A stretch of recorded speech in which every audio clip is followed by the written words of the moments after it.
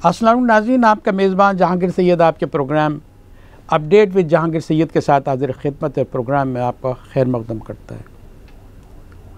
एक और अलमिया जिसका तस्करा हमें करना है, आहुजारी हमें करनी है।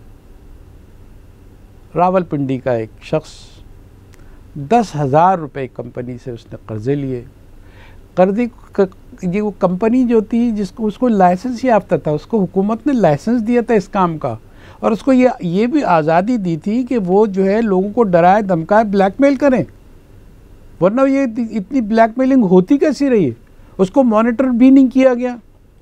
फिर वो कर्ज बढ़ते बढ़ते कुछ ही महीनों में वो 10 लाख रुपए उन्होंने कर दिया, और उसको बताया कि सूद से पाक है ये, लेकिन अगर आपने वक्त पे अदायगी नहीं की तो पेनल्टी लगेगी। पेनल्टी के लिए उनके नंबर डाले जाते थे, उन्हें बदनाम किया जाता था ऐप्स पे, और उसके साथ साथ गुंडे भेजे जाते थे उनके घर पे।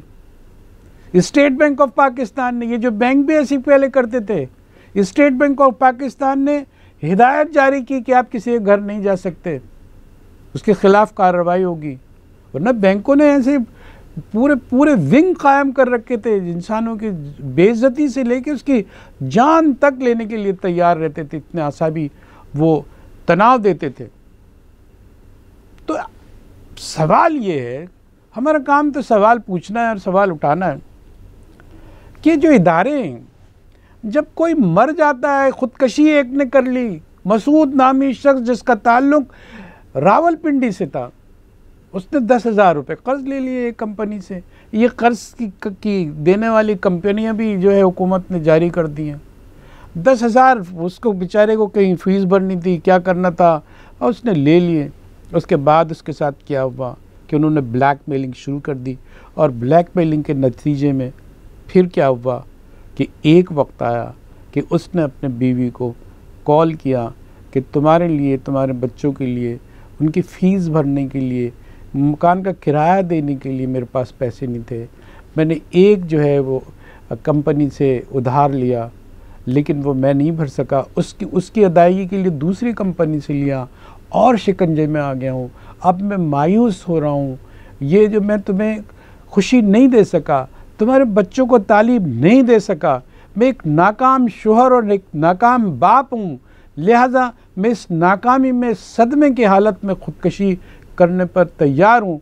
और फिर उसने ख़ुदकशी कर ली, और उसने कहा कि 2 महीने तक इसको खुफिया रखना, और अपने बच्चों को ये देना भी नहीं कि वो सुन लें कि कहानी क्या है, उनका बाप कैसे मरा,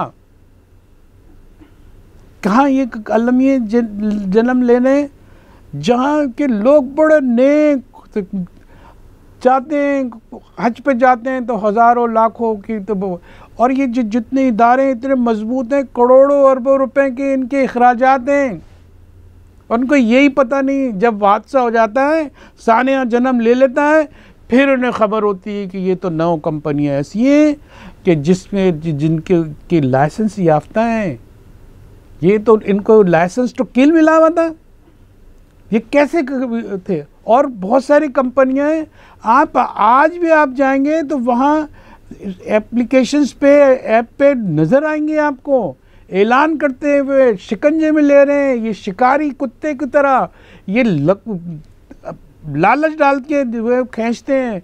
और ये सारी सूरत हाल की वजह से क्या हुआ कि कौन सी कौम ये कि अगर फरात के किनारे पे एक कुत्ता मर जाए तो उसका जवाब उस वक्त का खलीफा होता, और खलीफा ने ये कर दिखाया। और आज इतनी बड़ी ममलिकत और इतने बड़े बड़े अखराजात और इतनी बड़ी बड़ी जायदाद बनाने वालों को यही नहीं मालूम होता है कि इस मुल्क में क्या हो रहा है, क्या गुर्बत है, कैसी हालात हैं, ये कंपनियां कैसे काम कर रही हैं। ऐसी सिक्योरिटी एजेंसीज़ के बारे में भी यही कहा जाता है कि उतने कम उनको पैसे दिए जाते हैं कि वो कुछ भी कर सकते हैं, वो चोरी और डकैती में भी पड़ सकते हैं, उनके पास असला होता है, और वो ख़ुदकशी भी कर सकते हैं मायूसी में। इसका जवाब किसी के पास है? जवाब कैसे होगा? जवाबदेही के लिए तो सामने आईना रखना पड़ता है, आईने में तो अपना चेहरा ही नज़र आता है, और ये अपना चेहरा देखना नहीं चाहते कि मकरू चेहरे कैसे नज़र आए इनको, क्योंकि उनको देखना है कि सब कुछ हो रहा है, लेकिन फ़ायदे में वो लोग हैं जो इस धंधे को चलने देते हैं। उसके आप बताएं, मसूद नामी वो शख्स आज इस दुनिया में नहीं रहे। आप उसकी क्लिप्स देखें तो नहायत मोतबर, मुहज़्ज़ब, पढ़ा लिखा, संजीदा, वाइट कॉलर, बिल्कुल सफ़ेद पोश आदमी।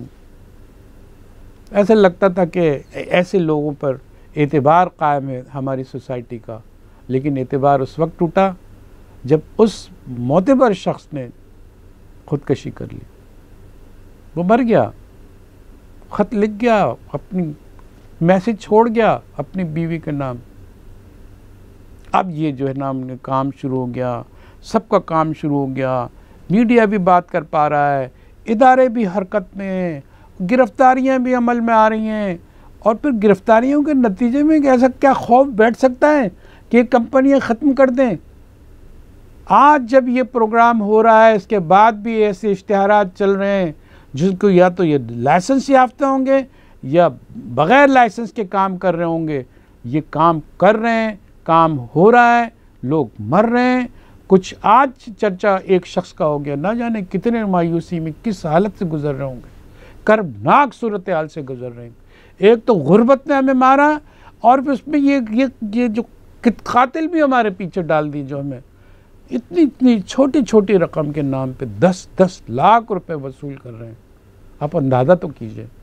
खुदा के लिए सोचें कि जिम्मेदारी कोई तो ऐसा हो जो ये सोचे कि ये मेरी जिम्मेदारी है, क्योंकि मैं इस रियासत के इदारे में काम करता हूँ। वो ओन करे, फिर बात करें कि हम कहाँ खड़े हैं। आज आप अब देखें तो कहीं ना कहीं आपको नज़र आ रहा होगा कि पाकिस्तान बहुत ही निचले दर्जे पर अपना नाम किए हुए है। ये नाम है या बदनामी है? ये क्यों हो रहा है? ये खबरें बाहर जाएं कि पाकिस्तान इतना नंगा मुल्क हो गया है, इतनी गुर्बत उसमें बढ़ गई है कि अब जो 10,000 के लिए जान जा सकती है, इज्जत गई इसकी। आ रहा है, टीवी पे आ रहा है, मीडिया पे खबरें चल रही हैं, उसकी शक्ल दिखाई जा रही हैं कि ये वो था जो मजबूरन, इसने डाका नहीं डाला, इसने चोरी नहीं की, किसी का माल गबत नहीं किया, किसी को धोखा नहीं दिया, सिर्फ उसूल के तौर पे इसने एक सहारा ढूंढा कि मैं इस कंपनी से ये दे रहे हैं। और जो है ये इंटरेस्ट लेस, सूद से पाक, क्योंकि सूद तो बहुत बुरी चीज़ है ना, अल्लाह के ख़िलाफ़ जो है जंग है, तो सूद पर कैसे कर्जे दे देंगे? अभी ये तुम कत्ल कर रहे हो, बेड़ा गर्क कर रहे हो, इंसानियत को दुख दे रहे हो, उसको कत्ल कर रहे हो, इसका जवाब कौन देगा? ये सारे जवाब जो है ना वो उसको देने हैं जिसका ज़मीर जाग रहा हो, और उसको कोशिश करनी है जो देख रहा हो कि ये किसी के साथ हो रहा है। अगर वो मरता है, एक इंसान मरता है दुनिया में, तो सारी इंसानियत कत्ल हो जाती है। अगर एक इंसान को कत्ल किया जाए, अगर एक इंसान को आपने ज़िंदगी दी, तो सारी इंसानियत को आपने ज़िंदगी दी। इतना बड़ा मर्तबा है। मारा किसने? हमारे समाज ने, इसके ढांचे ने, इसकी इंतज़ामिया ने, इसकी एडमिनिस्ट्रेशन ने, इसकी ब्यूरोक्रेसी ने, इसके हुक्मरानों ने, ऐवानों में बैठे सियासतदानों ने। कौन जवाब देगा? बस हम यही पूछते नहीं है, कौन जवाब देगा? कोई मुल्क में इस जवाब दे नज़र नहीं आता। और ये हालत हमारे मुल्क की हो गई है। अब इससे ज़्यादा हम क्या रोएं धोएं, किस हम कर्ब का इजहार करें? कौन महसूस कर सकेगा इस बात को? नाज़रीन, हमारे प्रोग्राम का आज भी इख्तिताम हो गया है। फिर कोई हम लेके आते हैं, कल फिर कोई रोना धोना। खुदा करे कि कोई खुशखबरी भी हमें मिल जाए, कोई अच्छी बात भी मिल जाए जिसका हम तस्करा करके अपने कौम का, अपने लोगों का हौसला बढ़ा सकें। अपने मेज़बान जहांगीर सैयद को अपडेट विद जहांगीर सैयद के साथ इजाज़त दीजिए। अल्लाह हाफ़िज़।